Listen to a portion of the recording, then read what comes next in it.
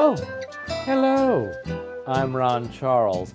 You may know me as the bon vivant, the bovine bon vivant of the book world. This week, we're talking about a woman's novel that takes place right here in Washington, D.C. It's called The Hopefuls, and I'm hopeful you'll enjoy it. The Hopefuls is about a young woman named Beth who moves from New York to D.C. when her husband gets a job in the Obama administration. It's a funny and insightful novel about the tensions that can build up when the husband has a very important job and the wife is struggling to be cheerful and supportive. It reminded me of my own experience when I was called to Washington to summarize the plots of novels. And I answered that call proudly. After all, it was Thomas Jefferson who once said, "I cannot live without books." Reviews. But I just wish the author, Jennifer Close, knew anything about living in Washington. She claims the summers here are too hot.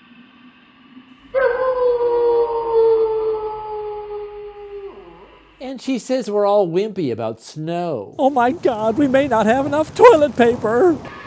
She thinks the subway is too deep.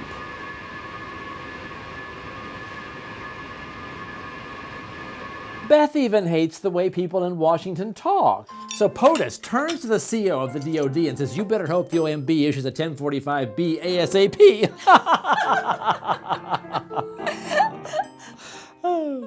But mostly what she hates about living in Washington is the corrosive jealousy. The second half of The Hopefuls is very different. It moves from Washington, D.C. to a faraway place called Houston, Texas.